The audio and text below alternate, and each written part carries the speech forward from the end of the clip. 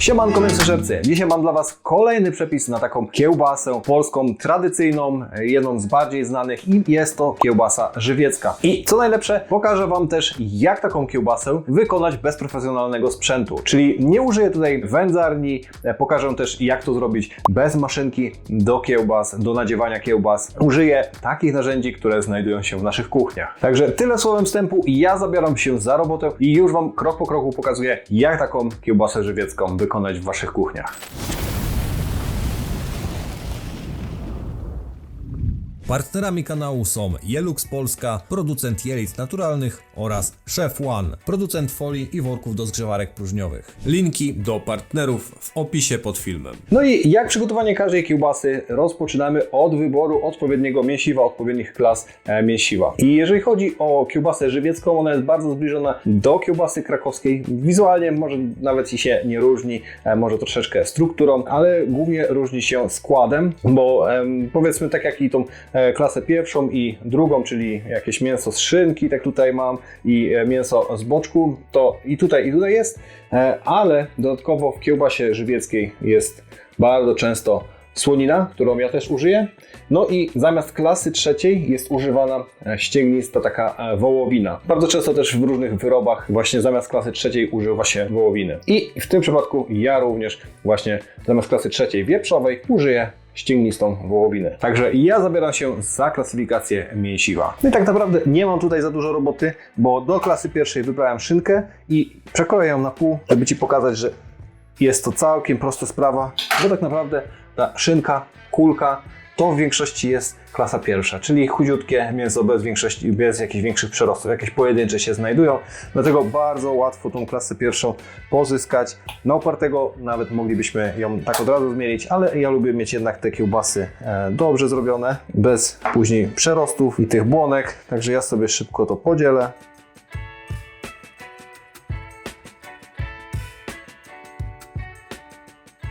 No i klasa pierwsza jest już gotowa.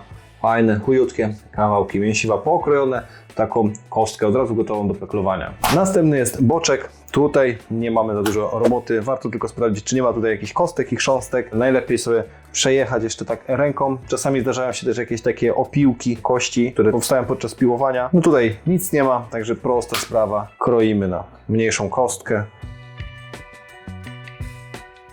No i klasa druga, taka tłusta, również jest gotowa. Tak samo odkładam ją do innego pojemnika. No i pozostała właśnie ta wołowina, właśnie te spoiwo posłuży. I mam też takie resztki z tej szynki, te ścinki. Także to po prostu razem zapekluję, bo to później będzie na drobnym sitku mielone. No i dobra, mięsiwo jest pokrojone. Mam tutaj klasę pierwszą z szynki pozyskaną, klasę drugą tłustą z boczku. Jest słonina, no jest ta klasa trzecia, czyli ścinki wieprzowe, no i ścięgnista wołowina. Teraz zapekluję to mięsiwo. Jeżeli chodzi o proporcje tego mięsiwa, później przyprawy, to jak zawsze wszystko jest u mnie na stronie www.cozmięsa.pl. Nie musicie sobie tego zapisywać, po prostu wchodzicie na stronę, tam macie wszystko podane na tacy. Przechodzimy więc do peklowania. Oczywiście trzeba najpierw zważyć mięso, żeby dać odpowiednią ilość peklosoli. Tutaj mam kilogram mięsiwa, więc dodaję do niego jakieś 16 gramów peklosoli. I staramy się nie przekraczać tej ilości. 16 gramów do klasy pierwszej. Teraz weźmiemy sobie tą tłustą klasę drugą, czyli nasz boczek. O, jest pół kilograma, więc tutaj automatycznie dajemy 8 gramów.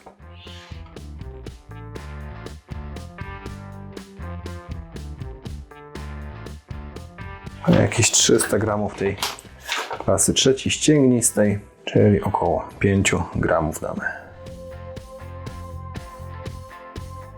Jeżeli chodzi o słoninę, która nam pozostała, słoniny nie peklujemy, ponieważ z tłuszczami azotyn sodu zawarty w peklosoli nie przereagowuje i tu nie ma co się peklować tak naprawdę. Ewentualnie możemy to zasolić, ale jej jest naprawdę mało, więc nawet jej nie będę solił. Wszystkie klasy mieszamy, nacieramy dokładnie tą peklosolą, żeby wszystkie kawałki były nią pokryte.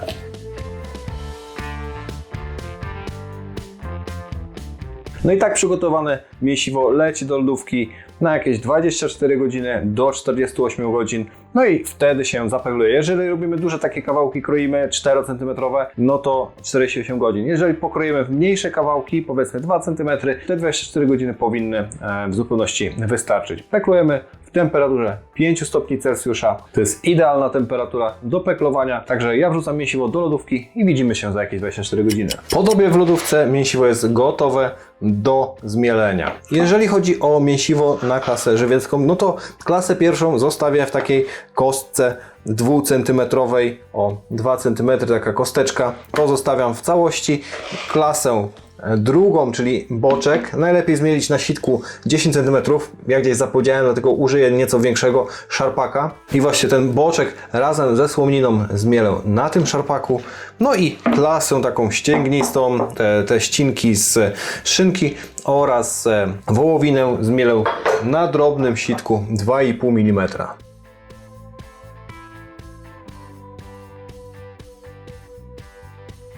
Dobra, mięsiwo jest zmielone, no to pozostało tak naprawdę dodać tutaj tylko przyprawy. Jeżeli chodzi o kiełbasę żywiecką, tak jak na początku mówiłem, ona różni się tym od krakowskiej, że i tych przypraw ma mniej. A dokładnie tak naprawdę damy tutaj tylko czosnek i pieprz, bo sól już jest, więc pozostaje nam tylko czosnek oraz pieprz i tego czosnku nawet dość sporo, tak żeby ten taki smak i aromat lekko czosnkowy był. Ja dam tutaj aż 10 gramów czosnku, mam jakieś 2 kg tego mięsiwa, więc 10 gramów czosnku granulowanego.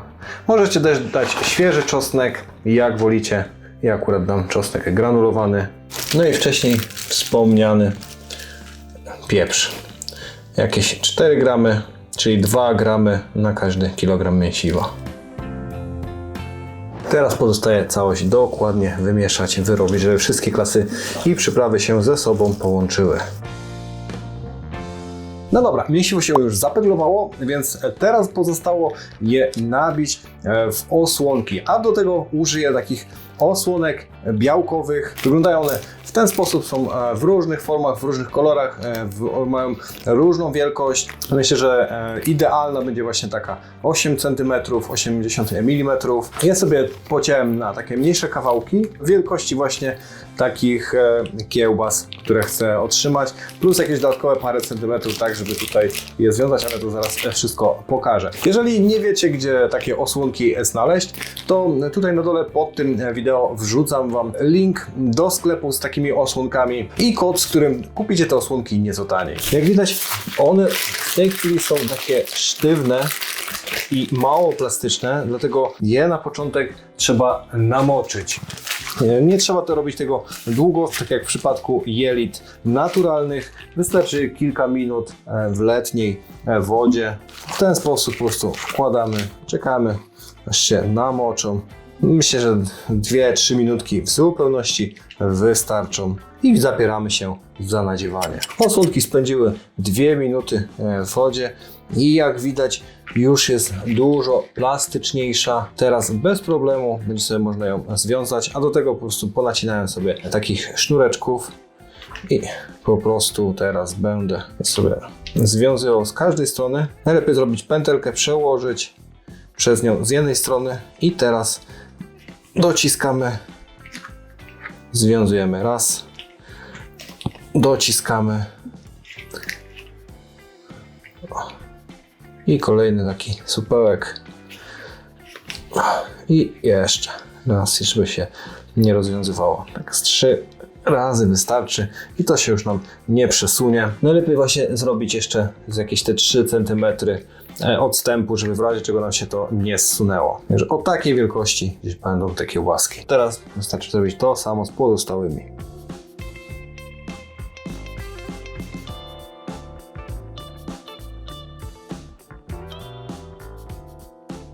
No dobra, osłonki są gotowe, więc tak jak obiecałem, pokażę Wam teraz, jak te osłonki napełnić, po prostu jak taką kiełbasę zrobić bez sprzętu, czyli też nie użyję do tego nadziewarki do kiełbas. Oczywiście tylko do jednej, żeby Wam pokazać, no bo nie ukrywam, no nie chcę mi się tak wszystkich nabijać. Mam maszynkę, to po prostu z niej później skorzystam, ale pokażę Wam też, że tak można, żeby później się nie znalazł jakiś ananasek i w komentarzach napisał, że ja tak nie robiłem i tak się nie da. Jeżeli robimy to ręcznie, to na początek musimy sobie tą osłonkę po prostu tak wywinąć, zrolować, żeby ułatwić sobie nabijanie. O, w ten sposób. Bierzemy osłonkę, bierzemy łyżkę, mięsiwo i po prostu napełniamy osłonkę mięsiwem. Staramy się co chwilę ubijać dokładnie to mięso, żeby nie było tam luzów i żeby nie było tam powietrza, żeby po prostu później ta kiełbasa była zwarta i nam się nie rozpadała. Także najważniejsze to, żeby ona była dobrze ubita. Co kilka łyżek ja używam takiej popychaczki, która jest od maszynki do mięsa, ale tutaj idealnie się sprawdza, żeby to po prostu mięso tam ubić. I tak będę napełniał całą tą kiełbasę teraz.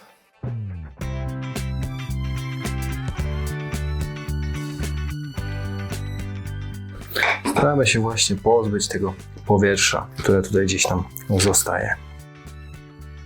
No i jest nabita. Teraz muszę ją tylko docisnąć, postarać się jak najwięcej tego powietrza gdzieś tutaj, co jest po bokach, się pozbyć. Po prostu wypchnąć je w górę.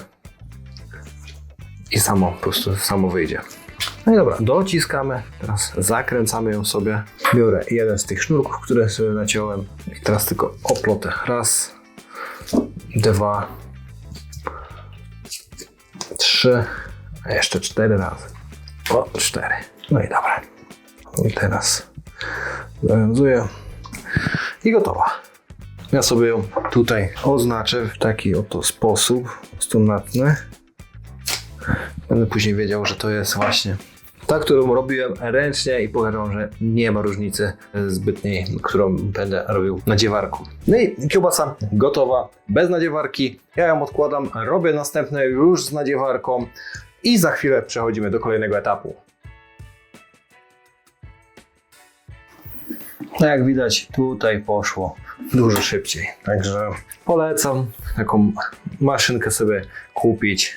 W zależności jak duża, to nawet można za 200 zł, jakąś taką mniejszą, akurat na domowy użytek kupić. No dobra, kiełbasy są gotowe, więc teraz je odwieszam do piekarnika. Tam będę je piekł w temperaturze 90 stopni. Przez jakieś, myślę, 2 do 3 godzin powinno być ok, ale nie robię tego na czas. Wbijam sondę termometru i będę je podpiekał, aż osiągną 68 stopni Celsjusza wewnątrz. No i jak to wygląda z tym odwieszaniem? Ja sobie robię w ten sposób. Mam takie haczyki, łapię za te sznurki i po prostu odwieszam tutaj sobie na kratce w ten sposób. Można by było jeszcze je poziomo odwiesić, ale zauważyłem, że dłużej tak się dopiekają. Najlepiej w ten sposób. Jeżeli mamy haczyków, po prostu kładziemy tutaj na kratkę, nic się nie stanie.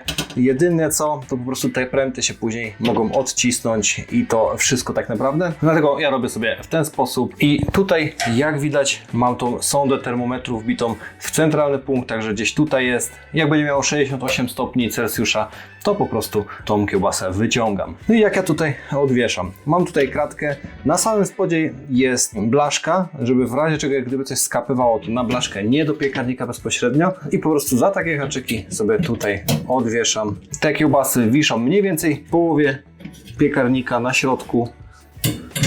Piekę bez termoobiegu, w 90 stopniach grzanie góra-dół do momentu, aż w kiełbasie będzie 68 stopni. A jak widzieliście, w jednej jest termometr wbity, tak w centralnym punkcie. Także zobaczymy, ile to potrwa. Jak będzie 68 stopni, to wyciągam. I kiełbasy są już gotowe. Ja je podpiekałem w piekarniku przez jakieś 3 godziny, aż uzyskały 68 stopni wewnątrz. A dopiekałem je w temperaturze 90 stopni. Następnie wyciągnąłem, wychłodziłem je w temperaturze pokojowej i odstawiłem do lodówki, gdzie sobie wisiały i obsychały przez 3 dni, żeby były właśnie takie fajne, podsuszone. No i teraz są gotowe. Możemy sprawdzić, jak wyglądają w środku. No i tutaj mam wszystkie 3. Te 2 nabijałem nadziewarką, a tą ręcznie i pokażę też, czy one za bardzo się wewnątrz nawet nie różnią od siebie. To jest właśnie ta oznaczona, widzę tutaj. Sprawdźmy tą pierwszą.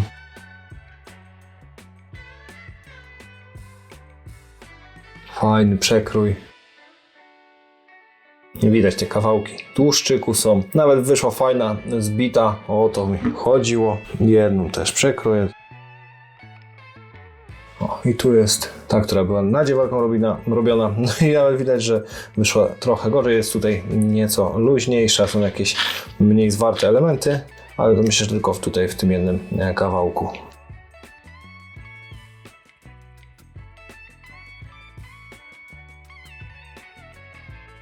No i oczywiście trzeba jeszcze spróbować.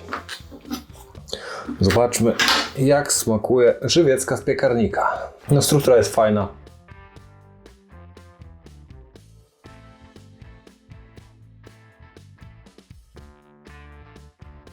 A w smaku super. Naprawdę jest delikatna, nie jest jakoś super mocno przyprawiona, ale czuć właśnie tą nutę czosnku. Także o to właśnie chodziło, żeby w tej żywieckiej był taki wyraźny smak czosnku. I całokształt naprawdę super to wszystko smakuje.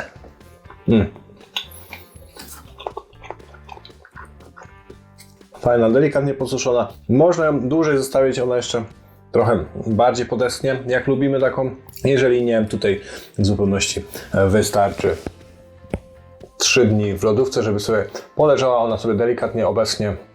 No teraz, jak jest lato i taka temperatura 20 parę stopni do 30 nawet, no to tylko lodówka, no bo to jest jednak za wysoka temperatura, żeby podsuszać wędlinę. A jeżeli nie chcemy, żeby nam ta kiełbasa jeszcze bardziej podsychała i żeby po prostu była taka w miarę soczysta, niewyschnięta, niektórzy takiej nie lubią, to pakujemy próżniowo, a do tego polecam Wam woreczki moletowane do właśnie pakowania próżniowego firmy Chef One, jedne z grubszych na rynku, a do tego bardzo tanie.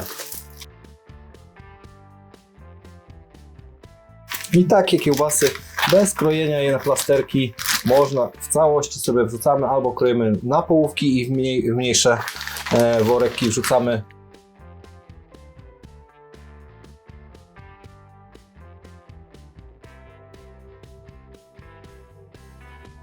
Super, także polecam Wam, róbcie, próbujcie, dajcie znać, jak Wam wyszły.